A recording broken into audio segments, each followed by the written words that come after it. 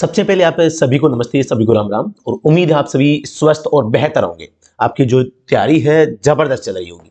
दोस्तों मैं बताना चाहूंगा बेस्ट 1000 क्वेश्चंस जो है इनकी जो ये हमारी सीरीज चल रही है, इसका ये जो 9th सेशन आज हम लेने जा रहे हैं। 8 सेशन प्लस 8 सेशन की पीडीएफ हमने हमारे व्हाट्सएप ग्रुप पे, टेलीग्राम चैनल पे फॉरवर्ड कर दी है, जिनका लिंक आपको वीडियो की डिस्क्रिप्शन में मिल जाएगा। तो आप भी क्लास की पीडीएफ के माध्यम से भी आप स्टडी कर सकते हैं। कुछ क्वेश्चंस जो है पिछली क्लासों के जो डाउट कमेंट सेक्शन में आ रहे हैं कि सर आपने इसका जवाब गलत बताया है, सही बताया है, तो उनको भी हम आज डिस्कस करेंगे। और एक बैटरी को लेके जो क्वेश्चंस आते हैं वहां पर भी बच्चों ने कहा कि सर आप थोड़ा सा खुल के नहीं बता रहे हैं, तो आज हम बैटरी के बारे में भी एक छोटा सा 3 से 4 मिनट का सेशन इसी क्लास के स्टार्टिंग में लेने वाले हैं।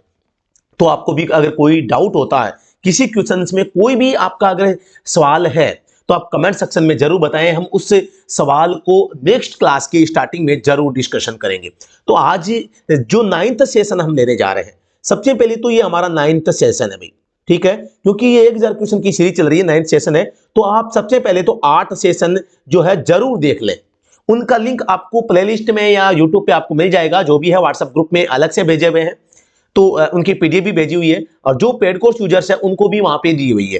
तो यहां पर सबसे पहले में जो डाउट वाली क्वेश्चन है, एक तो 6th जो क्लास थी, इसमें 287 नंबर जो क्लास क्वेश्चन था, इसमें प्रश्न था चौराहे पर सिग्नल की पीली बत्ती देखने पर वहां पहुंचने वाले वाहन चालक, when the yellow light at an intersection appears on the signal light, the driver of a approaching vehicle should, सावधानी बरतेंगे, आगे बढ़ेंगे, पीली बत्ती देखेंगे उसी जगह ही रुक जाएंगे, हॉर्न बजाकर आगे बढ़ेंगे, रुकने के लिए रफ्तार कम करेंगे। तो देखो होता क्या, येलो लाइट दो प्रकार से होती है, आप सभी को पता होगा। पहली बात तो ये आपको दिमाग में रहना चाहिए, जो येलो लाइट है, येलो लाइट ये दो टाइप से होती है, ठीक है। एक तो येलो फ्लैश, YF लिख रहा हूं, एक येलो कंटिन्यू। तो येलो फ्लैश में क्या होता है, आपको स्लो करना होता है, स्लो एंड केयरफुली, केयरफुली, ठीक है, ठीक है। और येलो अगर कंटिन्यू है तो आपको slow, slow and ready to stop, ready to stop, यानी रुकने के लिए तैयार हो जाओ आप। यानी कि दो चीजें होती है। अब एग्जाम में जो क्वेश्चन आता है, हमारा मेन टारगेट क्या है, आप बताओ। आज हम जो ये सेशन ले रहे हैं, यहां पर हमें एक तो रियल में नॉलेज की बात करनी है या जो एग्जाम में हमें क्वेश्चंस को लेकर बात करनी है। तो आप कहेंगे बिल्कुल सर दोनों काम करना है, तो बिल्कुल मैं बता देना चाहता हूं। प्रैक्टिकली आप कहेंगे कि सर यहां पे जो ऑप्शन नंबर डी है, इसमें रुकने के लिए रफ्तार कम करेंगे, बल्कि येलो कंटिन्यू का मतलब स्लो करके फिर आपको गाड़ी रोकना होता है, क्योंकि येलो अगर कंटिन्यू लाइट है तो इसका मतलब होगा हमें स्टॉप करनी है, गाड़ी को स्टॉप लाइन से पहले गाड़ी को रोकना है। लेकिन यहां पर क्वेश्चंस में जितने भी ऑप्शन है, वहां पे आपको कहां पर ऐसा दिख रहा है, कौन सी ऑप्शन में दिख रहा है कि जहां पर ये कह रहे हो कि स्टॉप लाइन से पहले गाड़ी रोक लेंगे। देखो ऑप्शन नंबर 1, सावधानी बरतेंगे और आगे बढ़ेंगे, गलत हो गया ना। ये होता है येलो फ्लैशिंग में, येलो फ्लैशिंग अगर लाइट है तो होता, इसलिए इसको मैं यहां पे कट कर रहा हूं। पीली बत्ती देखते ही उसी जगह रुक जाएंगे। आप अगर स्टॉप लाइन तक पहुंचे ही नहीं है तो येलो लाइट देखते ही पहले थोड़ी रुक जाएंगे, मतलब बी भी गलत हो जाएगा। अगर ये देखते हम कि पीली बत्ती देखते ही हम स्टॉप लाइन से पहले रुक जाएंगे तो सही हो जाता, तो बी गलत है। हॉर्न बजाकर आगे बढ़ेंगे, ये भी गलत है। फिर बचा रुकने के लिए रफ्तार कम करेंगे, रुकने के लिए रफ्तार कम कर रहे हैं हम, रफ्तार कम कर रहे हैं क्योंकि अभी हम चौराहे के पास में जो स्टॉप लाइन है वहां से दूर हैं। तो जैसे हमने येलो लाइट को देखा तो हम क्या करेंगे, रफ्तार कम करेंगे। रफ्तार कम क्यों करेंगे, गाड़ी को स्टॉप करने के लिए। और येलो जो लाइट है इसका मतलब यही है कि आपको गाड़ी को रोकना है, समझ गए ना। तो ऑप्शन नंबर डी एकदम करेक्ट आंसर है। एग्जाम में आज तक मैंने कम से कम 7 से 8 बार ये क्वेश्चन देख लिया है, आपको डी ही करना है, दूसरे ऑप्शंस पे नहीं जाना है, समझ गए ना। जो कमेंट सेक्शन में बताइए समझ में आया नहीं आया। मैंने जो आपको समझाने का प्रयास किया, मेरे जो समझाने का तरीका है वो आपके समझ में आया नहीं आया। एक प्रश्न नंबर 34 है, When school buses are stopped for picking up or getting down students, जब स्कूल बसों को छात्रों को लाने या उतारने के लिए रोका जाता है तो आपको क्या करना है। सबसे पहली बात तो है, जब भी गाड़ी रुकती है, पहली बात तो हम ये भी कह सकते हैं कि बस रुकेगी तो रोड के ऊपर क्यों रुकेगी, नीचे उतर के रुकना चाहिए ना, साइड में लेके। लेकिन ऐसा नहीं है, यहां पे जो एग्जामिनर है वो आपके माइंड को भी, आपके माइंड के बिहेवियर को पहचाना चाह रहा है कि बाय द वे आपके सामने बस खड़ी है, स्कूल बस, बच्चों को लेने और उतारने के लिए, तो आपके दिमाग में क्या क्या चीजें आ सकती है? तो आपके दिमाग में ये जरूर आना चाहिए कि स्कूल की बस है, बच्चे छोटे होंगे, वो ज्यादा समझदार नहीं होंगे कि किधर से व्हीकल आ सकता है। तो उस जगह एक ड्राइवर होने के नाते आप पीछे से आ रहे हैं, तो आपका दायित्व बनता है कि गाड़ी को एकदम सावधानी से धीरे कर लेंगे, हॉर्न भी बजाएंगे और पूरा सावधानी से निकलेंगे, या फिर गाड़ी को रोक ही लेंगे जब तक बच्चे निकल ना जाए या गाड़ी रवाना ना हो जाए। तो यहां पर देखो, ब्लो हॉर्न एंड प्रोसीड गलत हो जाएगा, कोई इसका तुक नहीं है, ये तो किसी भी कंडीशन में मतलब कि नहीं हो सकता। ऑप्शन नंबर जो यहां पे दोबारा बताता हूं मैं, ऑप्शन नंबर एक तो यहां पे गलत हो जाएगा। Proceed slowly and costly since there is chance of students suddenly crossing there road, यानी कि बच्चे आ सकते हैं, धीरे जाएंगे, सावधानी से जाएंगे, क्योंकि बच्चों के रोड पे आने का चांस है। No special care is required, ये भी गलत हो जाएगा। None of them is right, तो बचा कौन सा? Option number B right answer हो जाएगा, कोई समस्या नहीं है। अब एक जो बड़ा जो यहां पे फैक्टर है कि सर एक बैटरी के लेके सवाल तो आए हैं, मैंने बताया भी है, लेकिन बच्चों का कहना है कि सर थोड़ा सा खुल के बताइए। तो बैटरी के क्वेश्चंस जो है यहां पर मैंने स्पेशली आपके लिए ऐड किए हैं। जो बच्चों ने बैटरी के क्वेश्चंस की डिमांड करी है, एक दो मिनट में यहां पे आपकी लूंगा। सबसे पहली बात तो बैटरी जो होती है, बैटरी की नीड यानी कि गाड़ी में आवश्यकता क्यों होती है? तो मेन जो पर्पज होता है ना, मेन पर्पज क्या है गाड़ी को बैटरी को लगाने का? स्टार्टिंग, गाड़ी को स्टार्ट करना,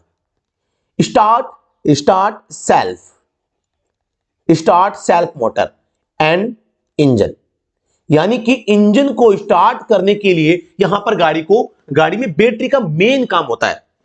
एक तो होता है प्राइमरी वर्क, एक सेकेंडरी वर्क। तो प्राइमरी वर्क यह है कि गाड़ी को जब स्टार्ट करेंगे तो सेल्फ स्टार्टर मोटर को अत्यधिक करंट की आवश्यकता होगी, तो इसलिए बैटरी लगाई जाती है। सेकेंडरी वर्क तो बहुत सारे होते हैं, वाइपर चलाना, या गाड़ी में जितने भी इंस्ट्रूमेंट है जो इलेक्ट्रिसिटी से चलते हैं, उन सबको जो है विद्युत सप्लाई यहां पे देनी होती है। तो यहां पर हम कुछ फैक्ट यहां पे जानेंगे। तो यहां पे सबसे पहला है एलएमवी गाड़ी जो होगी, इसमें मैं बात करता हूं एम्पियर की। तो यहां पे 65 से लेके 75 एम्पियर तक की बैटरी काम में आती है। वोल्टेज की बात करता हूं तो 12 वोल्टेज की बैटरी काम आती है। एचएमवी में बात करता हूं तो एम्पियर की, तो यहां पर मैं बात करता हूं 100 से लेके 150 तक यहां पे एम्पियर होते हैं। वोल्टेज की बात करता हूं तो यहां पे 12 वोल्टेज की बैटरी प्लस 12 वोल्टेज की।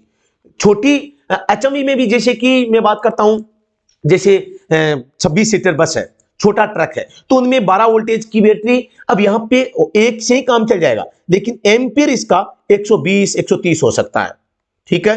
लेकिन आजकल बड़ी गाड़ियों में एक जब जितना बात वही है कि गाड़ी का जो सेल्फ स्टार्टर मोटर है वो अगर बड़ी है, गाड़ी का इंजन अगर बड़ा है, तो उसको ज्यादा करंट की आवश्यकता है, तो उसमें बैटरियां 2 लगा देंगे, लेकिन करंट वही रहेगा। तो यहां पर 120 से लेकर 150 तक एम्पियर वाली गाड़ी जो बैटरियां हैं काम में लेते हैं, लेकिन वो 2 हो जाएगी। अब ये जो 2 बैटरियां हैं, इनको किस क्रम में जोड़ेंगे? तो ये सीरीज क्रम में जुड़ेगी, SERIES, सीरीज का मतलब है 1 प्लस 1 माइनस, 1 प्लस 1 माइनस, 2 बैटरियां हैं। और ये यहां पर गाड़ी के ये व्हीकल के तार होंगे, यहां पे व्हीकल VEHICL, व्हीकल को सप्लाई वाले। यहां पर एक तो मैंने माइनस लिख दिया और ये प्लस लिख दिया, ठीक है। ये 2 बैटरियां हैं, ये पहली बैटरी है और ये दूसरी बैटरी है। अब इनका हमें कनेक्शन करना हो तो कैसे करना है? हमें यहां पर पहली बैटरी को दूसरी बैटरी से जोड़ना है। तो हम क्या करेंगे, पहली का प्लस और दूसरी का माइनस आपस में जोड़ देंगे। हम इसको यहां से ऐसे जोड़ सकते हैं, देखो जोड़ दिया ना, इनको आपस में जोड़ दिया, एक का प्लस एक का माइनस। अब बचा क्या, एक का माइनस और एक का प्लस। तो अब इस माइनस को माइनस से जोड़ दो, माइनस से माइनस को जोड़ दो और प्लस से प्लस को जोड़ दो, हो गया कनेक्शन। यानी कि ये सीरीज क्रम में जुड़ती है। अब ये कनेक्शन ऐसे होते हैं गाड़ी के, ठीक है। अब मैंने कनेक्शन बता दिया। अब होता है एक टॉपअप। गाड़ी में टॉपअप से पहले समझेंगे इलेक्ट्रोलाइट। गाड़ी में जो बैटरी में लिक्विड होता है, लिक्विड होता है, वो 2 पदार्थों का मिश्रण होता है, पानी प्लस तेजाब, ठीक है। तेजाब के रूप में H2SO4 काम में आता है। पानी में डिस्टिल्ड शुद्ध वाष्पीकृत जल आता है, जिसे हम डिस्टिल्ड वाटर बोलते हैं। ये दो का मिश्रण होता है। अब पानी जो होगा, इसका परसेंट बात करते हैं, 60% इसका रेशियो होता है।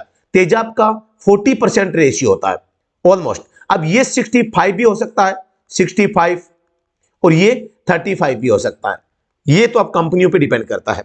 अब एक होती है स्पेसिफिक ग्रेविटी, जो कि हाइड्रोमीटर से नापते हैं। हाइड्रोमीटर, हाइड्रोमीटर, ठीक है। हाइड्रोमीटर का काम होता है स्पेसिफिक ग्रेविटी देखना। अब आप सभी को पता होगा कि यहां पर जो डिस्चार्ज बैटरी होगी उसकी स्पेसिफिक ग्रेविटी 1.121 तक होगी। जो चार्ज बैटरी होगी उसकी, ये तो होगी डिस्चार्ज, डिस्चार्ज आप खुल के पूछ रहे तो बता रहा हूं, बहुत डीपली है ये ज्ञान, ये छोटा ज्ञान नहीं है। और एक होगा 1.26, तो ये ग्रेविटी होगी चार्ज, वो भी फुल चार्ज में होगा। अब यहां पर एक बात आई है टॉपअप की। गाड़ी की बैटरी को जब भी टॉपअप करना हो तो टॉपअप करते समय हम केवल इसमें डिस्टिल्ड वाटर डालेंगे, डिस्टिल्ड वाटर। एसिड कभी भी नहीं डालना चाहिए। एसिड कब डाला जाएगा? जब हम स्पेसिफिक ग्रेविटी चेक करेंगे तो जो हाइड्रोमीटर है वो अगर यहां पे तेजाब यानी कि गंधक का तेजाब या अम्ल की मात्रा कम बताता है तो एक मिस्त्री ही वहां पे जानकारी के अनुसार टॉपअप करते समय पानी के साथ साथ जो तेजाब है वो भी डाल सकता है। लेकिन एक कभी भी ड्राइवर को टॉपअप करते समय गाड़ी में तेजाब नहीं डालना चाहिए, क्यों? ये खतरे से खाली नहीं होता, तेजाब खतरनाक होता है। तो यहां पर आप केवल पानी डाल सकते हैं, और पानी भी कितना? आप बैटरी के ऊपर जो वेंट होल होते हैं उन सभी को खोल के सभी में समान रूप से पानी डालेंगे। दूसरी बात, एक ध्यान रखेंगे, कभी भी उनको पूरा फुल नहीं भरना है। उनको आप ऑलमोस्ट में सीधे तरीके में बताऊं तो आपको लगभग 75% ही भरना है, 25% उनके अंदर खाली जगह रहनी चाहिए। कोई भी चीज हो गाड़ी में, चाहे वो इंजन ऑयल हो, ब्रेक ऑयल हो, क्लच ऑयल हो, गियर ऑयल हो, डिफरेंशियल ऑयल हो, चाहे आपका बैटरी का टॉपअप हो, चाहे कुछ और हो, रेडिएटर हो, सभी में जहां पे लिक्विड डाला जाता है उस चीज को, उस कंटेनर को 100% फील नहीं किया जाता, उसको थोड़ा सा खाली छोड़ा जाता है। क्योंकि लिक्विड जब रनिंग में आएगा, जब गर्म होगा, हॉट होगा, तो वो फिर एक्स्ट्रा वहां पे उसको जो है जगह चाहिए होगी, और वो उस कंटेनर को फाड़ देगा अगर आपने पूरा भर दिया तो आपको ऐसा नहीं करना है। बैटरी फूल के खराब हो जाएगी अगर आपने पूरे भर दिए तो नहीं भरना है। अब बात करते हैं चार्जिंग की। जो चार्जिंग के लिए गाड़ी में एक तो अल्टरनेटर लगा रहता है, अल्टरनेटर, ठीक है। एक अल्टरनेटर होता है, एक डायनमो होता है, डायनमो ओल्ड व्हीकल में होता है, ठीक है। और ये अल्टरनेटर न्यू व्हीकल में होता है, न्यू व्हीकल। समझ गए क्या? दोनों का काम बैटरी को चार्ज करना है। अल्टरनेटर एसी निकालता है, डायनमो डीसी निकालता है।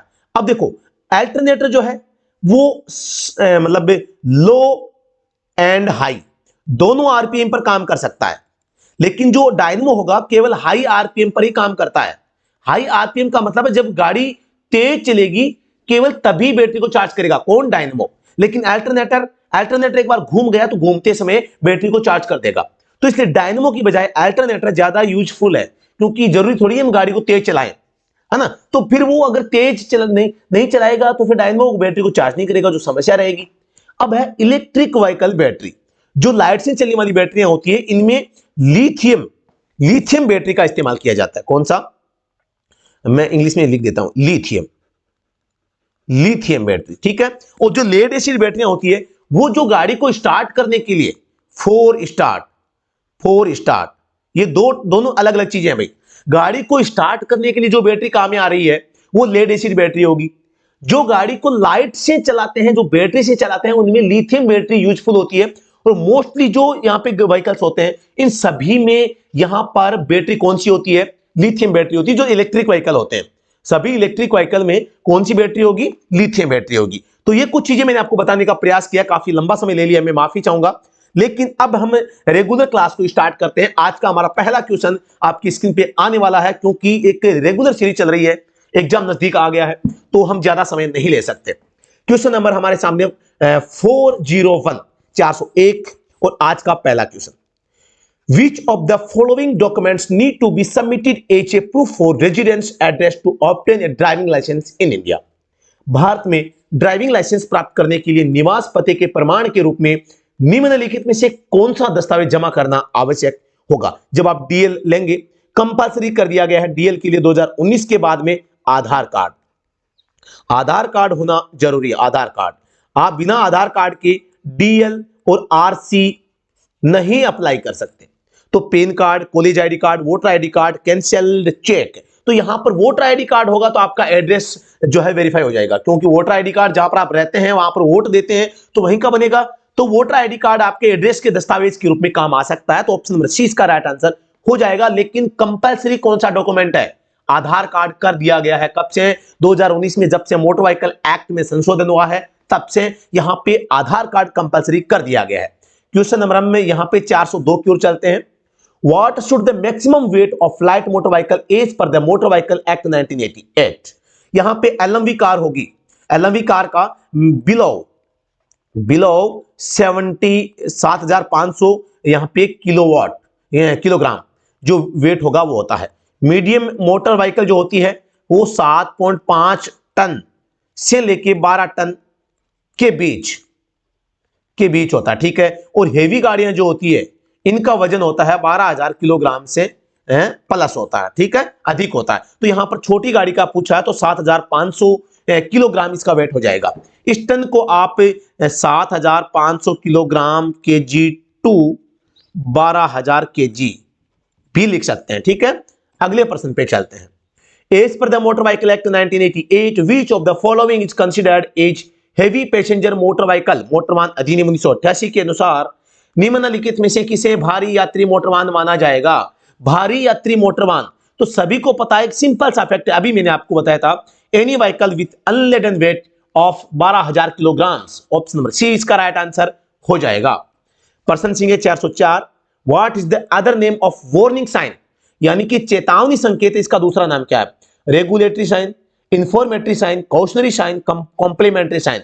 तो कॉशनरी यानी कि सावधान करने का संकेत जो होगा, ये क्या करते हैं? स्थिति बताते हैं किसकी? सड़क की, कि भी सड़क टूटी फूटी है, उबड़ खाबड़ है, सामने कोई स्कूल है, कोई क्रॉसिंग है, क्या है ना। तो ये चेतावनी बताते हैं, आगे मोड़ है, आगे ब्रेकर है, आगे कोई चट्टान है, आगे नदी है। तो ये एक प्रकार का सावधान करते हैं कि आगे सड़क की स्थिति क्या होगी और आपको उस स्थिति के अनुसार कैसे चलना है। तो इसलिए चेतावनी संकेत आपको सावधान करने के लिए होते हैं, इसलिए इनको कॉशनरी साइन और वार्निंग साइन आप इसको बोल सकते हैं। Where should the on tow sign be placed for a vehicle being towed? खींचे जा रहे वाहन के लिए ऑन टो चिन्ह कहां लगाया जाना चाहिए? दाहिनी ओर, बाएं तरफ, सामने की ओर, पीछे की तरफ। तो यहां पे कोई दो व्हीकल होंगे, एक व्हीकल ये है, एक व्हीकल ये है, दोनों ये आगे जा रहे हैं। ये ए व्हीकल है, ये बी व्हीकल है, ये मेन जो है यहां पे गाड़ी है, और ये टॉउड व्हीकल है, टॉउड व्हीकल है, ठीक है। पहली बात तो दोनों के मध्य जो दूरी होगी ये 5 मीटर होगी। कितनी होगी? 5 मीटर। और टो यहां पे लिखा होगा, टो इस व्हीकल के पीछे, रियर में, tow on rear windscreen, ठीक है। यहां पर आपको ध्यान देना, पीछे लिखा होगा, option number D right answer हो जाएगा, ताकि पीछे से जो व्हीकल आ रहे हैं उनको पता चल जाए आगे जो चल रहा वाहन है वो टो किया हुआ है। अगला सवाल हमारे सामने जो है आ चुका है। According to the motor vehicle act 1988, which of the following documents need to be submitted at the time of renewal of vehicle registration? Motor वाहन अधिनियम 1988 के अनुसार वाहन पंजीकरण के नवीनीकरण के समय निम्नलिखित में से कौन सा दस्तावेज प्रस्तुत करना आवश्यक होगा? Pollution under control certificate, valid insurance certificate, valid driving licence, Aadhaar of the driver. तो यहां पर ड्राइवर का आधार, ड्राइवर के आधार कार्ड से रजिस्ट्रेशन को लेकर कोई मतलब नहीं है, ड्राइविंग लाइसेंस से कोई मतलब नहीं है, गाड़ी का इंश्योरेंस आपके पास में होना चाहिए, और बाकी कोई चीजें जरूरी नहीं है। आप सभी को पता होगा धारा 196 में यहां पे ऑफेंस बताती है, धारा 145 और 146 में इंश्योरेंस को आप सभी को पता है कंपलसरी किया गया है, नीड ऑफ इंश्योरेंस, ठीक है। और नहीं करेंगे तो ये ऑफेंस है, और 2000 का जुर्माना, 3 मंथ इम्प्रिजनमेंट का भी प्रावधान यहाँ पे किया गया है। और इंश्योरेंस आपके पास में होनी चाहिए, अदरवाइज आपके व्हीकल का जो रिन्यू रजिस्ट्रेशन नहीं होगा। According to the motor vehicle act 1988, within how many days of expiry of vehicle registration application should be made for its renewal? Motor वाहन अधिनियम 1988 के अनुसार वाहन पंजीकरण की समाप्ति के कितने दिनों के भीतर इसके नवीनीकरण के लिए आवेदन किया जाना चाहिए? तो इसके लिए यहां पर आप जो है 60 दिन से अधिक नहीं होना चाहिए, उसके बाद में पेनल्टीज लग सकती है। प्रावधान है 60 दिन के भीतर आप रिन्यू के लिए अप्लाई करें, अन्यथा आपके ऊपर जो पेनल्टीज या टैक्स आपको एक्स्ट्रा पे करना पड़ सकता है। जो करंट में रूल होगा स्टेट गवर्नमेंट पे ये छोड़ा गया है, तो आप स्टेट गवर्नमेंट के रूल को फॉलो आगे करेंगे। ऑप्शन नंबर सी इसका राइट आंसर हो जाएगा। Which of the following options helps in the easy navigation of roads? निम्नलिखित में से कौन सा विकल्प मार्गों के आसान नेविगेशन में मदद करता है? Traffic sign, traffic rule, road safety education, global status report on road safety. तो यहां पे ट्रैफिक साइन होंगे, वो यहां पर मार्गों के आसान नेविगेशन में जो है यहां पे हेल्प करेंगे। ऑप्शन नंबर एक राइट आंसर हो जाएगा। Which of the following options is the correct way to wear a seat belt? निम्नलिखित में से कौन सा विकल्प सीट बेल्ट पहनने का सही तरीका होता है? बेल्ट का ऊपरी हिस्सा बांह के नीचे पेट को, गलत हो जाएगा। The upper portion of the belt should be over the shoulder, बिल्कुल राइट है। Covering the abdomen tightly, यानी कि बेल्ट का ऊपरी भाग कंधे के ऊपर होना चाहिए और पेट को कसकर ढकना चाहिए। कंधे के ऊपर और पेट के ऊपर से, बिल्कुल राइट हो जाएगा। ऑप्शन नंबर 20 का राइट आंसर है कि आप सीट बेल्ट कैसे लगाते हैं। तो आपको कमेंट सेक्शन में बताना है कि जब भी आप सीट बेल्ट पहनेंगे तो सीट बेल्ट को हाथ से खींचते समय आप राइट से खींचेंगे या लेफ्ट से, यानी कि सीट बेल्ट को अपने ऊपर कसने के लिए आपका जो स्टार्टिंग होगा कौन से हैंड से होगा, सबसे बेस्ट वे आपको बताना है। Which among the following statements is incorrect regarding an educational institute bus? एक शैक्षणिक संस्थान बस के संबंध में निम्नलिखित में से कौन सा कथन गलत है? An educational institution bus means omnibus, यानी कि एक शैक्षणिक संस्थान बस जो बस होती है वो सर्वग्राही, जिसमें आप कह सकते हैं 5+ यात्री इसमें बैठते हैं ड्राइवर के अलावा। ठीक है, मान गए ओमनीबस।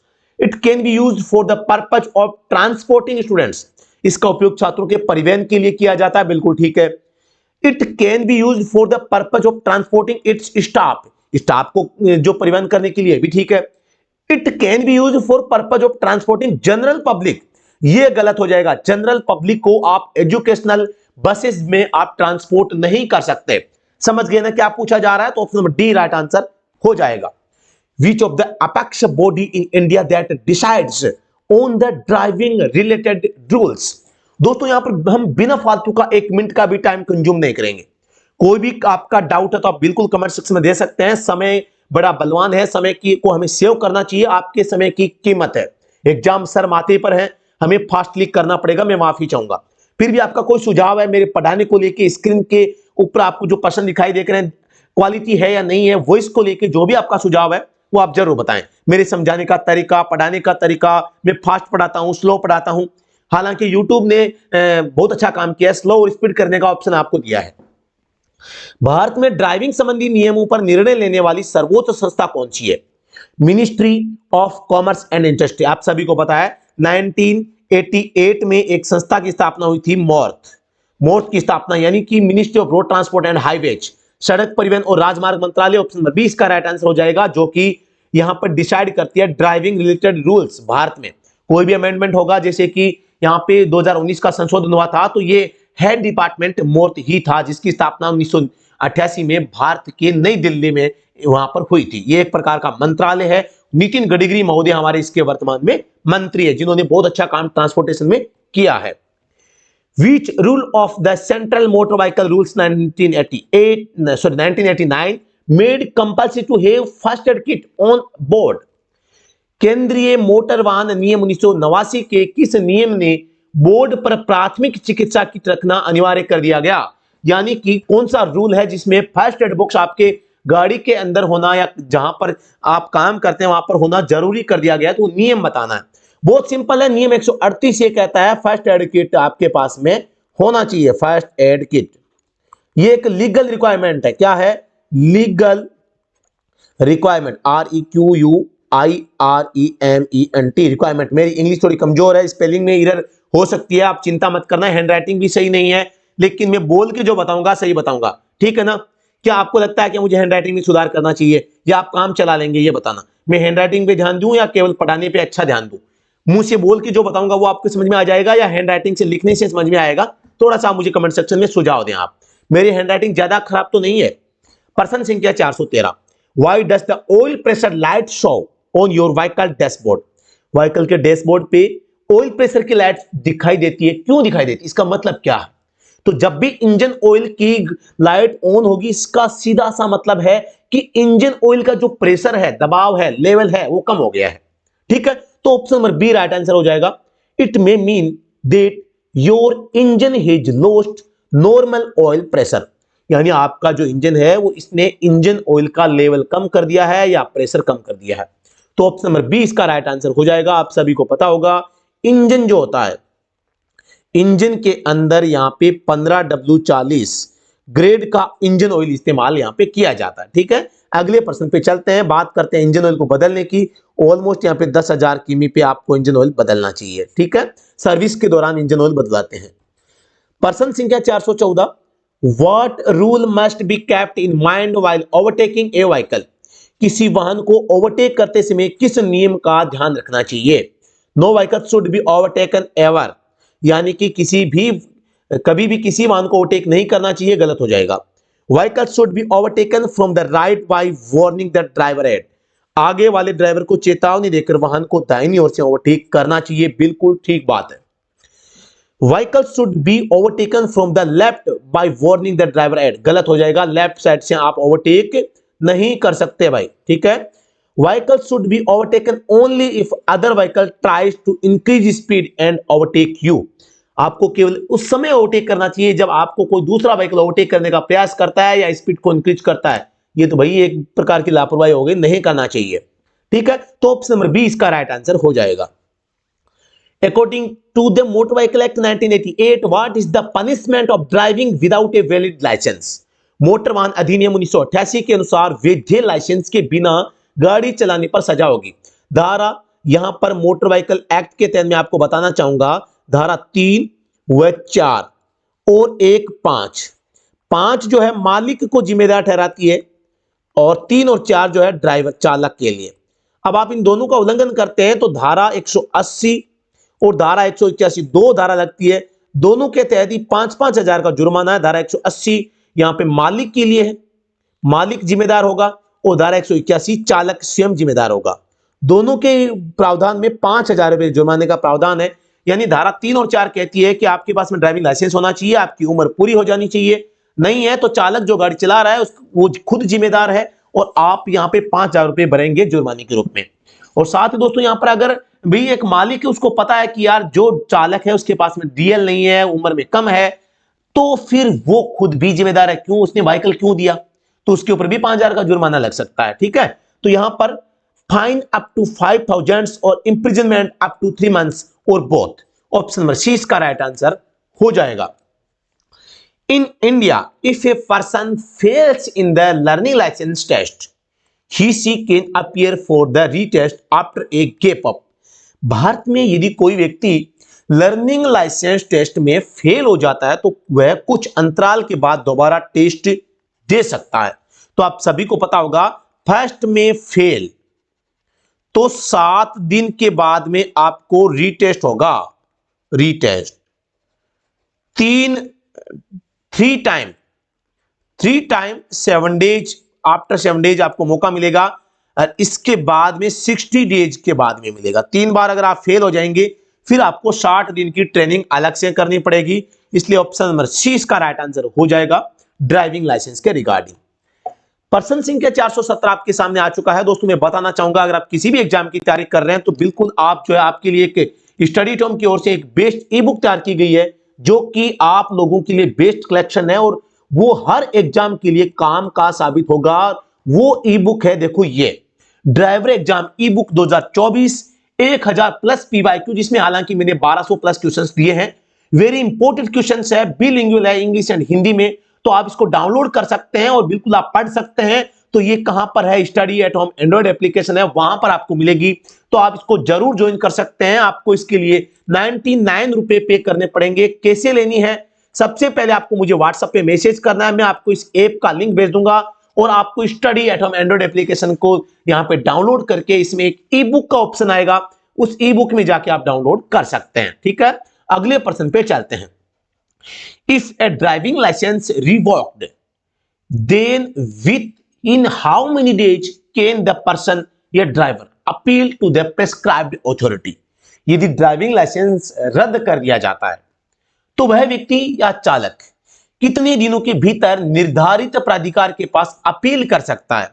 आप सभी को पता होगा एक दावा न्याय अधिकरण यहां पे बनाया गया है, दावा न्याय अधिकरण, क्लेम ट्रिब्यूनल, जिसे हम कहते हैं मोटर व्हीकल एक्ट की धारा 165 में इसका प्रावधान है।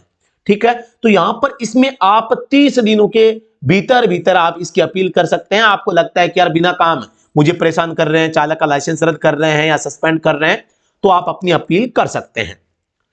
What mark is generally used on the first aid kit for easy spotting?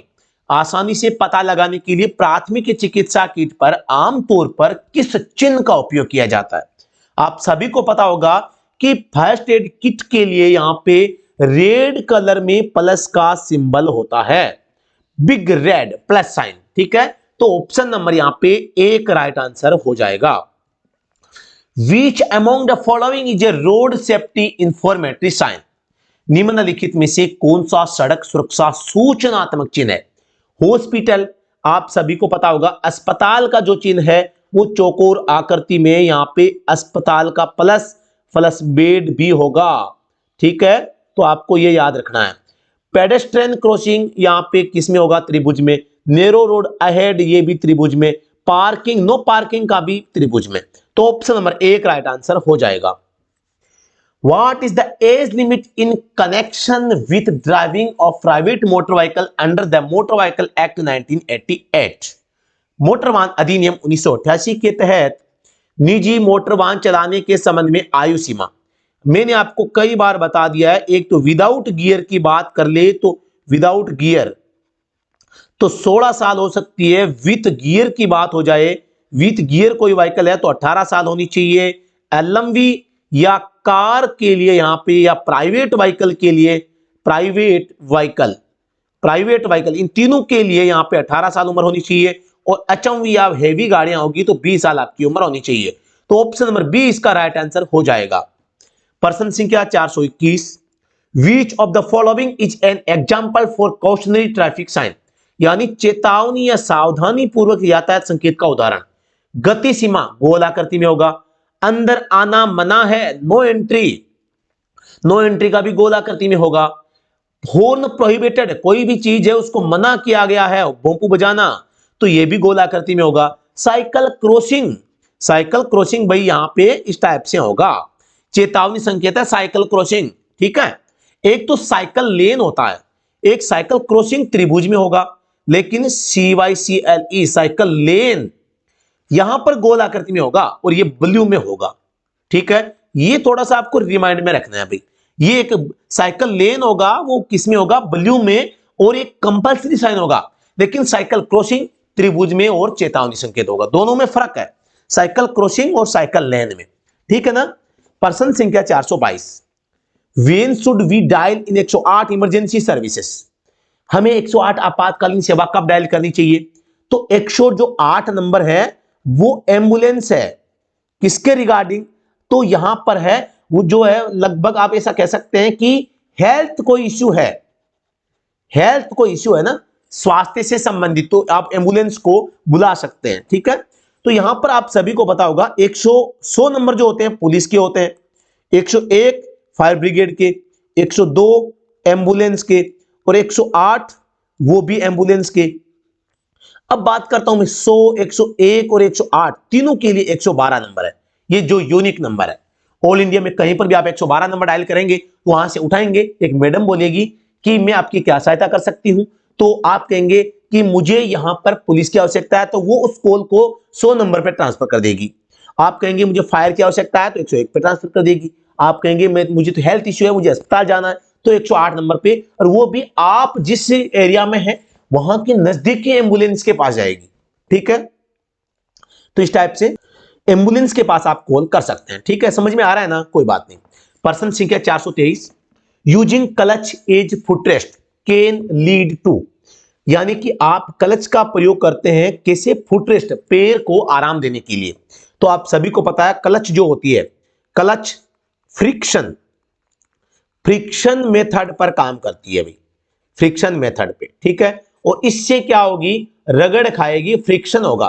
Friction होगा तो यहां पे क्या है, अगर आप लगातार ज्यादा यूज में करेंगे तो हीट हो जाएगी, हीट हो जाएगी। हीट होगी तो यहां पर कौन सा प्रदूषण होगा, एयर पोल्यूशन बढ़ेगा। ऑप्शन नंबर सी इसका राइट आंसर हो जाएगा।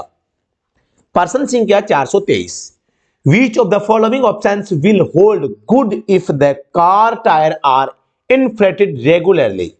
यदि कार के टायरों में नियमित रूप से हवा भरी जाए तो निम्नलिखित में से कौन सा विकल्प अच्छा रहेगा। The car will consume less fuel, यानी कार कम ईंधन खपत करेगी। बिल्कुल ठीक बात है, क्योंकि उसके ऊपर ज्यादा फ्रिक्शन का लोड नहीं पड़ेगा, जो एक्स्ट्रा लोड पड़ता है तो वो नहीं आएगा। ऑप्शन एक ठीक है। The car engine will get spoiled, खराब हो जाएगा, गलत बात है। टायर में सही हवा भराने से खराब थोड़ी होता है।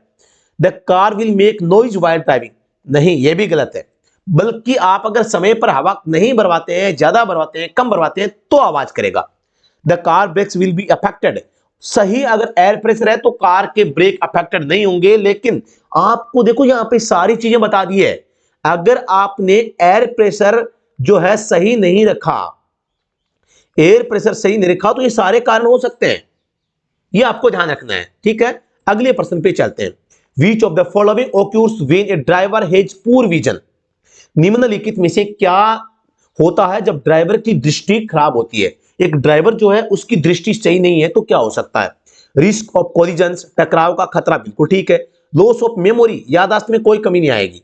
रंग दृष्टिहीनता, कलर ब्लाइंडनेस, वो एक अलग चीज है। और यहां पे मेंटल डिस्ट्रक्शंस, मानसिक विकर्षण, ये भी गलत है। आपकी रोशनी खराब है तो आपकी गाड़ी कहीं आप ठोक दोगे और आप एक्सीडेंट में आप घायल या आप डेथ हो सकती है आपकी। ठीक है, प्रश्न संख्या 424, according to Motor Vehicle Act 1988, what is the punishment for driving under the influence of drugs or alcohol for the second time and subsequent? यानी कि मोटर वाहन अधिनियम 1988 के अकॉर्डिंग सेकेंड टाइम नशीली दवाओं या शराब यानी कि दारू पी के आप गाड़ी चलाएंगे तो क्या सजा है। आप सभी को पता होगा मोटर व्हीकल एक्ट 1988, इसका जो सेक्शन है 185, ये कहता है कि आप जो शराब पीकर गाड़ी नहीं चलाएंगे। और इसका अपराध जो है 10,000 का पहली बार में, दूसरी बार में 15,000 का है। पहली बार में 6 मंथ आपको जेल में जाना पड़ेगा, दूसरी बार में आपको 2 वर्ष के लिए जाना पड़ेगा, 2 ईयर। तो यहां पर कौन सा मैच हो रहा है, तो यहां पे 6 मंथ गलत हो जाएगा, 6 मंथ गलत हो जाएगा। सेकंड टाइम पूछा है ना, तो यहां पे 3,000 ये गलत हो जाएगा। यहां पे 2 साल 15,000 ये एकदम करेक्ट है। Option number D right answer हो जाएगा। लिमिट की बात करते हैं एल्कोहल की, तो 30 mg मिलीग्राम किसमें, आपके 100 ml ब्लड में, 100 ml ब्लड में एल्कोहल नहीं होना चाहिए।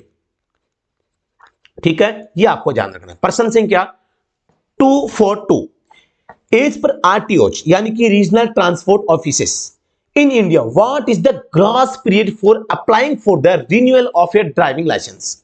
भारत में आरटीओ यानी कि क्षेत्रीय परिवहन कार्यालय के अनुसार ड्राइविंग लाइसेंस के नवीनीकरण के लिए आवेदन करने की छूट अवधि क्या होगी। यानी कि आप सभी को विदित होगा 2019 में जब से मोटर व्हीकल एक्ट में अमेंडमेंट हुआ है, उससे पहले 30 दिन पहले से लेके आप 5 वर्ष तक रिन्यू करवा सकते थे।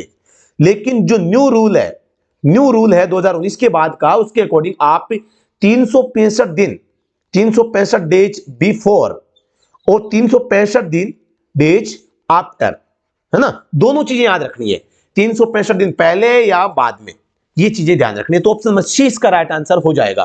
ठीक है, अगले प्रश्न पे चलते हैं। दोस्तों मैं बताना चाहूंगा मोटर व्हीकल एक्ट की जो धारा सेक्शन में बताता हूं, सेक्शन 15 जो है वो रिन्यू को लेकर है, रिन्यू को लेकर। अब आप कमेंट सेक्शन में मुझे ये बता देंगे कि आप जब ड्राइविंग लाइसेंस को रिन्यू करवाते हैं तो कौन सा फॉर्म अप्लाई करना होता है। और ड्राइविंग लाइसेंस को एप्लीकेशन फॉर्म भरने को लेकर एक ऑनलाइन पोर्टल चल रहा है, उस पोर्टल का नाम क्या है। प्रश्न संख्या 425, यहां पे एक प्रश्न पिछली क्लास में पुट अप हुआ था कि ड्राइविंग डीएल को लेके सवाल बताइए। तो डीएल के लिए अप्लाई 2 नंबर फॉर्म में होगा, डीएल को जारी फॉर्म संख्या 7 में किया जाता है। ठीक है, तो यहां पर आपको ध्यान देना है, यहां पर इश्यू आपका जो ड्राइविंग लाइसेंस होगा उस पर 7 या 7A लिखा होगा। 7A में स्मार्ट कार्ड लाइसेंस होता है। Which of the following form is related with application cum declaration age to physical fitness? आप सभी को पता होगा LMV के लिए जब आप अप्लाई करते हैं तो आपके पास में फॉर्म संख्या 1 होना चाहिए और LMV +40+ एज आपकी हो चुकी है और आप एचएमवी के लिए अप्लाई करते हैं तो दोनों ही मामलों में आपको फॉर्म संख्या 1 ए भरना होता है, जो कि मेडिकल फिटनेस होता है, मेडिकल प्रमाण पत्र जो एक डॉक्टर जारी करता है, और ये क्या है, सेल्फ डिक्लेरेशन होता है। तो यहां पर जो आप सेल्फ भर रहे हैं, सेल्फ डिक्लेरेशन, वो फॉर्म संख्या 1 में भरेंगे। ऑप्शन नंबर 1 राइट आंसर हो जाएगा, क्योंकि यहां पर नॉर्मल स्थिति की बात हो रही है और फिजिकल फिटनेस की। ये सेल्फ डिक्लेरेशन होता है ना, ये फिजिकल फिटनेस का ही होता है। प्रश्न संख्या 426, what does a U shaped arrow pointing downward toward the right means? नीचे दाईं ओर इंगित करने वाले यू आकार के तीर का क्या मतलब होता है? यू राइट साइड में अगर ऐसा है तो ये किस में होगा? अगर त्रिभुज में होगा तो दाहिना हाथ वक्र, वक्र तो केवल देखो एरो ऐसे होगा, तो ये गलत हो जाएगा। Know taking right turn, right turn का तो यहां पे इसको क्रॉस भी करना पड़ेगा तब होगा, तो ये भी गलत हो जाएगा। Reverse band on the right, reverse band, हां ये दाहिनी ओर उल्टा झुके, ये भी हो सकता है। और एक है हेयर पिन दाहिनी ओर झुके, तो यहां पर एक्चुअल में करेक्ट तो यहां पे दिया नहीं गया, लेकिन इसका हेयर पिन बैंड इसका हो जाएगा अभी, है ना। What does the you shaped arrow, नीचे दाईं ओर इंगित करने वाला यू आकार का तीर का क्या मतलब है? यहां पे तीर है, यू आकार का तीर है और तीर होगा तो इसका मतलब यू टर्न ही होगा। सॉरी, ये हेयर पिन दाईं ओर झुके हैं, ऑप्शन नंबर डी इसका राइट आंसर हो जाएगा। ठीक है, रिवर्स बैंड, अच्छा ठीक है, रिवर्स बैंड सी क्यों नहीं हो सकता? रिवर्स बैंड होता है जिसे राइट साइड में रिवर्स बैंड होगा, देखो ऐसे जाके एस से, ठीक है, ये भी त्रिभुज में होता है, तो ये रिवर्स बैंड ऐसे होता है, यू आकार में नहीं होता, तो सी भी गलत हो जाएगा। अभी समझ में आया नहीं आया? कोई कंफ्यूज है तो आप कमेंट सेक्शन में बता सकते हैं। What is the caution to be taken by a driver while approaching an intersection? किसी चौराहे पर पहुंचते समय चालक को क्या सावधानी बरतनी चाहिए? आगे बढ़ते रहे, क्योंकि अगर कोई रुक गया तो अन्य सभी वाहन गुजरने तक लंबा इंतजार हो जाएगा। नहीं, इंटरसेक्शन पर आपको धीरे और रुकना भी चाहिए, और ट्रैफिक सिग्नल उसका भी ध्यान रखना चाहिए। प्रतीक्षा करें और बाईं ओर से अन्य वाहनों को पहले गुजरने दें। बाईं ओर से व्हीकल आने वालों को हमें कोई मतलब नहीं है भाई, हमें राइट लेफ्ट नहीं, राइट का ध्यान रखना है। रुकें और दाहिनी ओर से अन्य वाहनों को पहले गुजरने दें, बिल्कुल ठीक है। हमेशा कभी भी कहीं पर भी जाओ, आपकी जो राइट साइड के व्हीकल है उनको प्रायोरिटी आपको देनी चाहिए, समझ गए ना? ठीक है, इसके लिए आप सभी को पता है चौराहे के पास में गिव वे का साइन दिया होता है, और इस गिव वे का मतलब यही होता है कि जो मेन मार्ग पर जहां आप गुजर रहे हैं, जहां से आप निकल रहे हैं, वहां पे आपके राइट साइड से जो व्हीकल आ रहे हैं उनको आप प्रायोरिटी देंगे, ठीक है, और ट्रैफिक सिग्नल का ध्यान रखेंगे। तो ऑप्शन नंबर यहां पे सी राइट आंसर हो जाएगा। Question number 428, what was the primary objective of free eye checkup campaign conducted for truck drivers by NHAI in 2017? NHAI का मतलब है national highways authority of India. NHAI ने 2017 में फ्री आई चेकअप एक अभियान चलाया था, और उसका नाम, इसका मेन मोटो था ensure clear vision and safe travel, स्पष्ट दृष्टि एंड सुरक्षित यात्रा सुनिश्चित करना। ड्राइवरों का फ्री में आई चेकअप किया गया था, ठीक है। तो यहां पर आपको ये चीजें ध्यान रखनी है कि ये अभियान जो चला था वो किस लिए चला था। क्लास काफी लंबी हो चुकी है, क्वेश्चंस काफी अभी लेफ्ट हैं, तो हमें थोड़ा सा क्लास को मतलब स्मूथली फास्टली चलना होगा, ज्यादा टाइम हम नहीं ले सकते। फिर भी आपको कोई अगर किसी क्वेश्चंस पे डाउट हो तो आप मुझे बता देना। There are several hundreds of traffic signals available covering wide variety of traffic situations, into how many types are they primarily categorised? विभिन्न प्रकार की यातायात स्थितियों को कवर करने वाले सैकड़ों यातायात संकेत उपलब्ध है, इन्हें मुख्यतः कितने प्रकारों में वर्गीकृत किया गया है? तो सभी को पता है आईआरसी, जिसकी स्थापना 1934 में होती है, रोड के संकेतों का प्रकाशन करती है। संकेत 3 प्रकार के इन्होंने बताए हैं। फर्स्ट जो गोलाकृति में होंगे, सेकंड जो कौशनरी होंगे, थर्ड जो कि आयताकार या वर्गाकार में होंगे। तो अगले प्रश्न पे चलते हैं। What should be the colour scheme of number plate for private vehicle? Private vehicle के लिए नंबर प्लेट कैसी होगी? व्हाइट नंबर प्लेट होगी। व्हाइट पर यहां पे जो है ब्लैक कलर में अक्षर और अंक होंगे, ठीक है। तो option number C white based and black numbers, option number C इसका राइट आंसर हो जाएगा। Under what circumstance are the drivers at the risk of car hydroplaning? किन परिस्थितियों में ड्राइवरों को कार हाइड्रोप्लानिंग का जोखिम होता है? तो हाइड्रोप्लानिंग की जो स्थिति होती है वो भारी बारिश में होती है, और गाड़ी के टायर फिसलने लगते हैं और स्किडिंग होती है, तो वहां पे आपको गाड़ी को स्लो स्पीड में और अचानक ब्रेक नहीं लगाने की स्थिति में, एक्सीलरेटर नहीं दबाने की स्थिति में, पूरा क्लच नहीं दबाना, ये सारी चीजें आपको ध्यान रखनी है। न तो अचानक ब्रेक दबाना, न अचानक स्पीड बढ़ानी, न अचानक ब्रेक अप्लाई करके आपको क्लच दबाना, क्लच भी नहीं दबा सकते। और स्टीयरिंग को आप ऑपोजिट साइड में काटेंगे। गाड़ी जिस साइड में स्किड हो रही है उसी साइड में गाड़ी को मोड़ेंगे तो आप स्किडिंग से बच सकते हैं। और ऐसी स्थिति बर्फीले क्षेत्रों में और भारी बारिश वाले क्षेत्रों में आती है। In case a driver wants to take right turn, choose the best rule to be followed. यानी ड्राइवर को यू टर्न लेना है तो आपके लिए बेस्ट जो है ट्रिक क्या होगी? The driver should keep to the left of the road, left side में रहना चाहिए। गिव द राइट इंडिकेटर, आपको राइट में सिग्नल देना है। And arrive near the left side, आपको लेफ्ट में, क्योंकि राइट ले रहे हैं ना तो आप रोड पे लेफ्ट की ओर चले जाएंगे और यहां पे राइट का इंडिकेटर देंगे और left side of the road he is entering, आप जिस साइड में जा रहे हैं उधर आप लेफ्ट साइड में चले जाइए क्योंकि आपकी स्पीड जो गाड़ी की होगी कम होगी। यानी आप जिस रोड पे हैं वहां पे लेफ्ट में रहते हुए आप राइट टर्न का सिग्नल देंगे। ठीक है, यहां पर आपको ये चीज ध्यान देनी है कि लेफ्ट में रहते हुए राइट का सिग्नल दिया, राइट का सिग्नल देके आप जिस साइड में जा रहे हैं वहां पे एंटर करेंगे और लेफ्ट साइड में चले जाएंगे। ठीक है, ऑप्शन नंबर 1 ठीक लग रहा है। चलो आगे पढ़ते हैं। चालक को सड़क के दाईं ओर चलना चाहिए, सही संकेतक देना चाहिए और जिस सड़क में प्रवेश कर रहे हैं वहां उसके दाईं ओर पहुंचना चाहिए, दाईं ओर नहीं, गलत हो जाएगा। चालक को सड़क के मध्य में रहना चाहिए, सही संकेतक देना चाहिए, जिस सड़क में प्रवेश कर रहे हैं उसके मध्य में पहुंचना चाहिए, यह भी गलत हो जाएगा। चालक को सड़क के मध्य में रहना चाहिए, दायां संकेतक देना चाहिए, सड़क में प्रवेश कर रहे हैं वहां बाईं ओर पहुंचना चाहिए, मध्य में नहीं रह सकते आप। ठीक है, यहां पर एक चीज जो कंफ्यूज कर रही है वो ऑप्शन नंबर बी, चालक को सड़क के दाईं ओर चलना चाहिए। ठीक है, वही संकेतक, सही संकेतक देना चाहिए, सही जिस सड़क में प्रवेश कर रहे हैं वहां दाईं ओर पहुंचना चाहिए। ये दाईं ओर गलत हो गया, एक तो दाईं, इसमें तो देखो दायां गलत है इसलिए ये नहीं हो सकता, बाकी हो सकता था, आप राइट में रह सकते थे, कोई दिक्कत नहीं है। चालक को सड़क के मध्य में रह गया, लेकिन आप मध्य में पहुंच नहीं सकते क्योंकि ऑलरेडी जिस आप रोड पे पहुंचेंगे यू टर्न के बाद में वहां पर राइट साइड में कौन होगा? जो गाड़ियां स्पीड से चल रही है, जो पहले से चल रही है, इसलिए आप राइट में नहीं होके, मीडियम में नहीं होके आप सबसे लेफ्ट लेन में पहुंचना होगा आपको। ठीक है, तो इसलिए यहां पे मध्य गलत हो गया। चालक को सड़क के मध्य में दायां संकेतक देना चाहिए और कर रहे हैं वहां पे बाईं ओर पहुंचना चाहिए। यहां पर भी ये मध्य में है, मध्य में यहां नहीं होगा, बेस्ट आंसर जो होगा ऑप्शन नंबर 1 होगा राइट आंसर। ठीक है, अगले प्रश्न पे चलते हैं। What alerts the driver behind you that you are slowing down your vehicle? आपके पीछे वाले ड्राइवर को क्या सचेत करता है कि आप अपना वाहन धीमा कर रहे हैं? तो आप इसके लिए क्या कर सकते हैं, आप जब ब्रेक अप्लाई करेंगे धीरे करने के लिए तो आपकी गाड़ी की ब्रेक लाइट है जो पीछे लगी हुई है जो रेड कलर में ऑन हो जाएगी और ब्रेक लाइट को ऑन करते देख पीछे का जो ड्राइवर वो समझ जाएगा आगे चल रहा वाहन धीमा हो रहा है। Option number D right answer हो जाएगा। प्रश्न संख्या 434, Which of the following options is essential for obtaining a driving license? Driving licence प्राप्त करने के लिए निम्नलिखित में से कौन सा विकल्प आवश्यक होगा?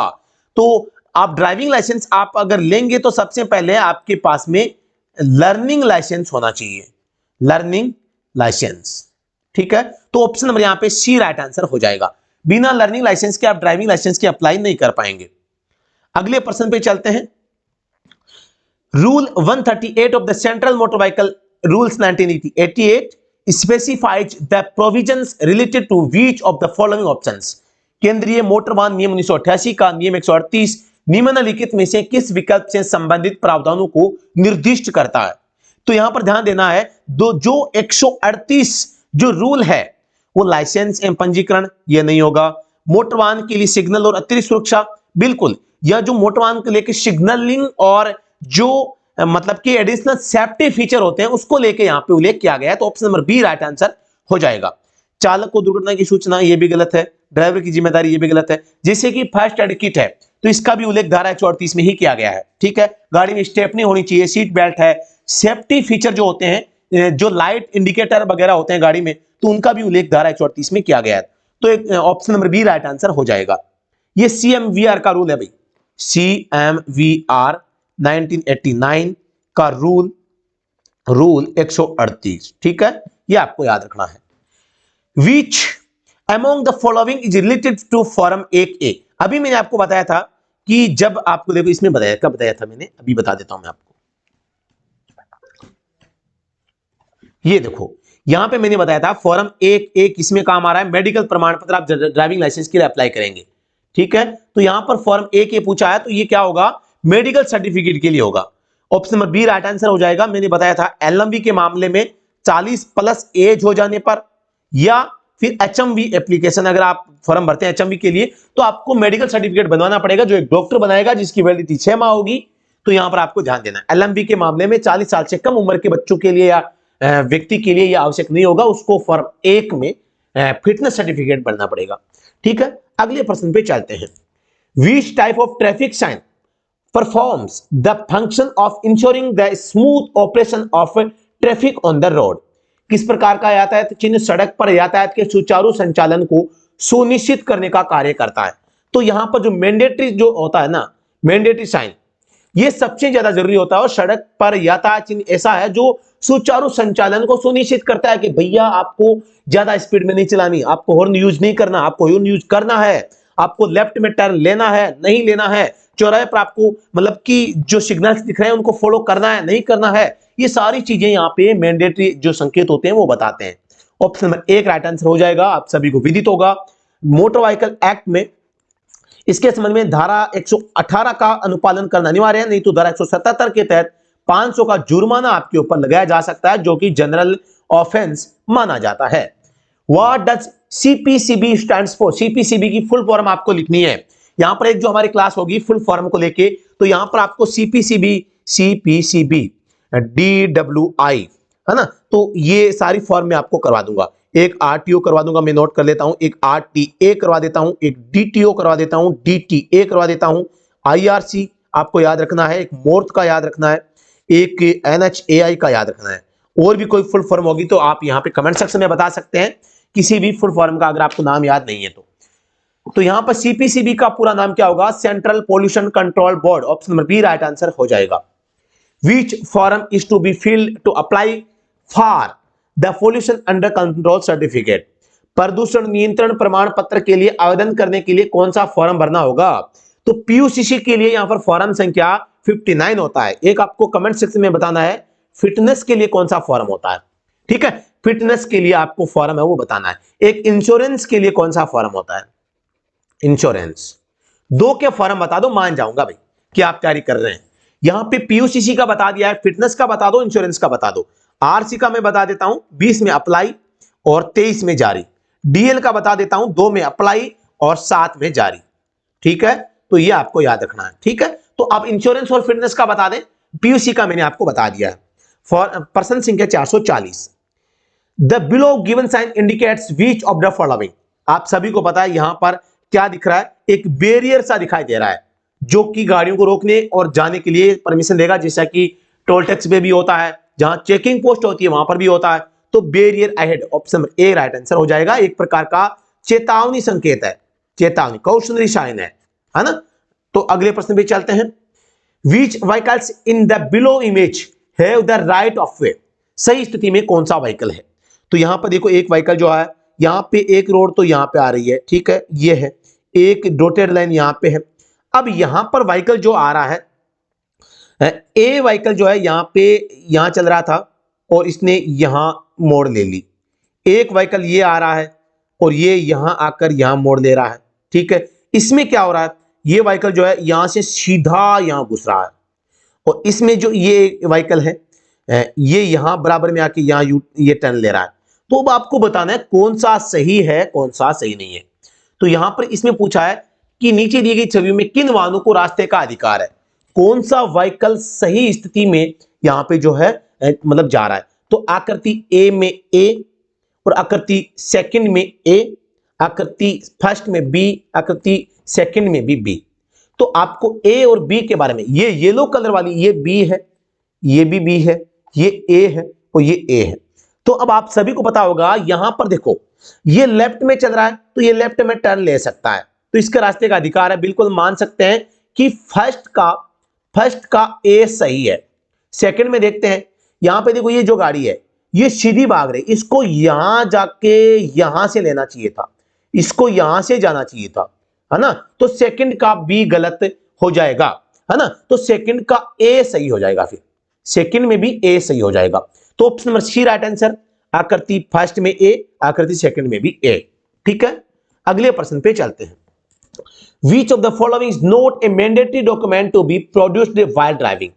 निम्नलिखित में से कौन सा दस्तावेज गाड़ी चलाते समय प्रस्तुत किया जाना अनिवार्य नहीं है? ड्राइविंग लाइसेंस, वाहन का आरसी, वाहन का चालान, वाहन का बीमा। तो चालान दिखाना जरूरी नहीं है भाई, बाकी आपका डीएल है, आरसी है, फिटनेस है, टैक्स है, पीयूसी है ना, ये आपके सबसे ज्यादा जरूरी है, इंश्योरेंस है, ठीक है, ये सारे जरूरी है, परमिट भी है, परमिट, इतने डॉक्यूमेंट आवश्यक होते हैं भाई।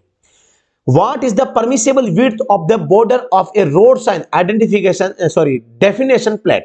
सड़क चिन्ह की परिभाषा, प्लेट की सीमा की अनुमेय चौड़ाई क्या होगी? जो मतलब कि width of the border of a road sign, road का साइन दिखाने के लिए जो बॉर्डर होगा उसकी डेफिनेशन प्लेट जो होगी उसकी चौड़ाई, यानी कोई भी संकेत होता है, इसके नीचे एक प्लेट लगी होती है, इसकी प्लेट की चौड़ाई पूछी है अभी, तो ये 20 mm होगी, ठीक है। ऑप्शन हमारे यहां पे बी राइट आंसर हो जाएगा। Which of these is not one of the 4 steps that apply when dealing with a emergency on road? इनमें से कौन सा उन 4 चरणों में से एक नहीं है जो सड़क पर किसी आपात स्थिति से निपटने के लिए लागू होते हैं?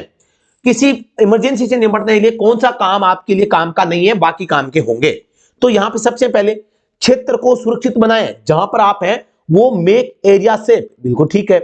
Evaluate the injured person for injuries, कोई घायल व्यक्ति है तो उसका मूल्यांकन करें कि कितना घायल है, कितनी उसको सहायता की आवश्यकता है। Move the injured person from the scene of the incident immediately, घायल व्यक्ति को तुरंत घटनास्थल से हटा दें। आपको घायल व्यक्ति को घटनास्थल से हटाना आपका काम नहीं है, आपका काम है घटनास्थल पर जहां पर व्यक्ति इंजर्ड है वो स्थान सेफ है या नहीं है पहली बात, और फिर वो कितना घायल हुआ है वो काम करना। तो हटाना आपका काम नहीं है, मेन पर्पज हटाना नहीं है। सीक हेल्प और सहायता मांगे, ये भी कर सकते हैं, तो सी इसका राइट आंसर हो जाएगा। Which form needs to be filled while applying for a learner license? Learner licence के लिए आप अप्लाई करेंगे तो कौन सा फॉर्म आपको भरना पड़ेगा? यहां पर देखो फॉर्म संख्या एक्चुअल में लर्नर लाइसेंस अप्लाई करने के लिए फॉर्म संख्या 2 होता है, लेकिन फॉर्म संख्या 2 नहीं है। लर्निंग लाइसेंस जिसमें इश्यू होगा, वो फॉर्म संख्या 3 होता है, तो 2 नहीं है तो 3 को राइट मानेंगे भाई, ठीक है, याद रखना है आपको। हालांकि मैं आपको बता देता हूं, learning licence, DL driving licence में कोई श्रेणी ऐड करवानी हो, रिन्यू करवानी हो, इसको लेके एक सारथी पोर्टल पर SARTHI सारथी पोर्टल जो कि 2019 में यहां पे लागू हुआ, उसके बाद में फॉर्म संख्या 2 काम में आता है। फॉर्म संख्या 2 किसमें? इन सभी कार्यों में, ठीक है, याद रखना है आपको। अब मैं आपको बता दूं फॉर्म संख्या 2 ने किन किन फॉर्म का जो है स्थान लिया है। पहले फॉर्म संख्या 2 होता था, फॉर्म संख्या 4 होता था, फॉर्म संख्या 8 होता था, फॉर्म संख्या 9 होता था। इन चारों का जो है यहां पर फॉर्म संख्या 2 ने स्थान ले लिया है। According to the tyre and tarmac rule, what should be the ideal distance between 2 vehicles back to back? Vehicle एक यहां होगा, ये टायर, ये टायर, ये टायर, ये टायर, इसका स्थान इधर है भाई। एक व्हीकल यहां पर होगा, ये रहे टायर, ठीक है, और इसकी भी डायरेक्शन इधर ही है। यहां पे एक आदमी बैठा है, क्या बैठा है? आदमी बैठा है, जो कि टकाटक यहां पे देख रहा है। कहां पे देख रहा है? यहां पे देख रहा है। अब देखो टायर और टायर में नियम क्या है, ये जो टायर हैं इनके बीच की जो सड़क जगह है ना, ये टायर के बीच की, ये इस व्यक्ति को दिखनी चाहिए। अगर ये दिखती है तो इसका मतलब है आप दोनों व्हीकल के बीच की दूरी सफिशिएंट है, यानी आपके फ्रंट में जो व्हीकल खड़ा है उस व्हीकल के पीछे वाले टायर जो हैं, उन दोनों टायरों के बीच की जो सड़क है, क्या आपको यहां से ये जगह दिखती है? क्या दिखती है? तो सेफ डिस्टेंस है, और ये कम से कम 4 से 5 फीट होनी चाहिए। कितनी होनी चाहिए? 4 से 5 feet. Option number C right answer हो जाएगा। समझ में आया नहीं आया? कमेंट सेक्शन में बताओ यार, मेरे समझाने का तरीका आपको समझ में आया नहीं आया? प्रश्न संख्या 447, विच of the following is not included in vehicle insurance? निम्नलिखित में से क्या वाहन बीमा में शामिल नहीं है? लॉस और डैमेज बाय एक्सीडेंट और लाइफ, दुर्घटना या आग से हानि या क्षति। आग से हानि या क्षति हो जाती है कोई व्हीकल की या कोई और, तो यह शामिल है, बिल्कुल शामिल है। Liability for third party injured और डेथ, तीसरे पक्ष की चोट या मृत्यु के लिए दायित्व, यह भी शामिल है। लॉस और damage to electric accessories on payment of additional premium, अतिरिक्त प्रीमियम के भुगतान पर बिजली के सामान की अनेक क्षति। तो एक्स्ट्रा अगर पे करते हैं आप यहाँ पे इंश्योरेंस में, तो आप फुल इंश्योरेंस आपको मिलती है, ये भी शामिल हो सकता है।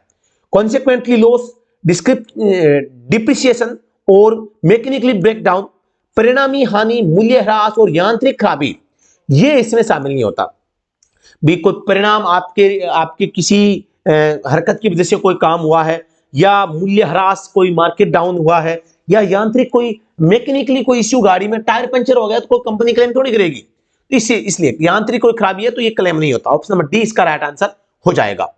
Question number 448, which section of the Motor Vehicle Act 1988 gives the power to a police officer in uniform to arrest a person without a warrant who commits an offence punishable under section 184, 185, 197?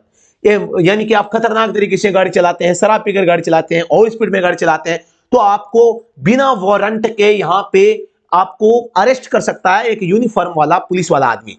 तो ये लिखा हुआ है धारा 202 में, ठीक है, ये आपको याद रखना है। प्रश्न संख्या 449, which of the following gives correct information about the basic scheme adopted for road signs? निम्नलिखित में से कौन सड़क चिन्हों के लिए अपनाई गई मूल योजना के बारे में सही जानकारी देता है? नीले घेरे अनिवार्य निर्देश देते हैं, नीले घेरे बिल्कुल ठीक है, सर्कल है ना, तो ठीक है, मतलब कि हाँ ठीक है। रेड रेक्टेंगल यानी कि लाल त्रिभुज, लाल आयत पूछा भी, रेक्टेंगल है यहां पे, आयतों का उपयोग सूचना चिन्हों के लिए किया जाता है। तो यार ये लाल नहीं होता भैया, रेड नहीं होता, गलत हो जाएगा। All triangle sign are blue, यानी जो त्रिभुज होते हैं ना वो ब्लू होते हैं, तो ये नीले नहीं होते, भी गलत हो जाएगा भाई, ठीक है, ये भी आपको ध्यान रखना है। नेक्स्ट ऑप्शंस पे चलते हैं। All mandatory road signs are circular with red borders, यानी जितने भी अनिवार्य संकेत होंगे रोड साइन के वो सर्कुलर यानी कि गोल आकृति में होंगे विथ रेड बॉर्डर्स। क्या सारे अनिवार्य संकेत लाल बॉर्डर में होते हैं? ये भी गलत हो जाएगा। आप कहेंगे कैसे? क्योंकि कुछ साइन रेड में होते हैं तो कुछ सर्कल ब्लू में भी तो होते हैं, है ना, तो ये कथन भी गलत हो जाएगा। तो option number A right answer हो जाएगा, है ना, ये ठीक है। Blue circles gives mandatory instructions, यानी नीले घेरे वाले अनिवार्य निर्देश हमें देते हैं जो हमें मानने चाहिए। समझ में आया नहीं आया? अगले प्रश्न पे चलते हैं। What does this road sign indicate? यह सड़क चिन्ह क्या दर्शाता है? आप सभी को पता है, यहां पे बजरी सी उछल रही है। क्या उछल रही है? Loose gravel, option number C. और ये एक प्रकार का क्या है? चेतावनी संकेत है। क्या है? चेतावनी संकेत है, जो कि रेड बॉर्डर में आप देख पा रहे हैं। ये कभी भी ब्लू बॉर्डर में नहीं होते, रेड बॉर्डर में होते हैं। समझ में आ गया ना? तो इस टाइप से आज हमने 401 से लेकर 450 तक क्वेश्चन किए हैं। दोस्तों अगर आप किसी भी एग्जाम की तैयारी कर रहे हैं तो आप ISRO driver, UK SSSC, ITBP और हाई कोर्ट का और भी कोई सा भी एग्जाम अगर आप तैयारी कर रहे हैं तो बिल्कुल आप जो study at home Android application को डाउनलोड कर सकते हैं। वहां पर आपको बहुत ही बेहतरीन कंटेंट आपको मिलता है। जी हाँ दोस्तों, बताना चाहूंगा आप लोगों के लिए हमने 1000 प्लस PYQs कलेक्शन किया है, जिसकी PDF आपको स्टडी एट होम ऐप के ऊपर मिल जाएगी। बहुत ही शानदार PDF हमने बनाई है और आप इसको लेने के लिए सबसे पहले हमें WhatsApp पे मैसेज करें और study at home Android application को डाउनलोड करके इस PDF को प्राप्त कर सकते हैं। जी हाँ दोस्तों, नमस्कार, थैंक यू सो मच। बता देना चाहता हूं ये PDF आपको इंग्लिश एंड हिंदी दोनों भाषाओं में मिलेगी और बहुत ही बेहतरीन क्वेश्चन इस PDF में शामिल किए गए हैं, जो कि आपके एग्जाम के लिए यहाँ पे एक बहुत ही रामबाण साबित हो सकते हैं। तो यहां पर आप इसको जरूर ज्वाइन कीजिएगा और वीडियो अगर पसंद आए तो लाइक और शेयर करना। हमारे लिए कोई भी सुझाव है, चाहे फॉन्ट को लेके हो, साइज को लेके हो, हमारी वॉइस को लेके हो, हम स्पीड पढ़ाते हैं, हम समझाते हैं या नहीं समझाते हैं, हम सही पढ़ाते हैं, गलत पढ़ाते हैं, क्लास यूजफुल है या नहीं है, आप अपना कीमती सुझाव एक सजेशन कमेंट बॉक्स में जरूर लिखिएगा। तो नमस्कार, धन्यवाद, thank you so much. Vande Mataram class की PDF आपको व्हाट्सएप ग्रुप पे, टेलीग्राम पे मिल जाएगी, तो जरूर आप PDF के लिए टेलीग्राम और व्हाट्सएप ग्रुप ज्वाइन कर सकते हैं। Thank you so much. Vande Mataram.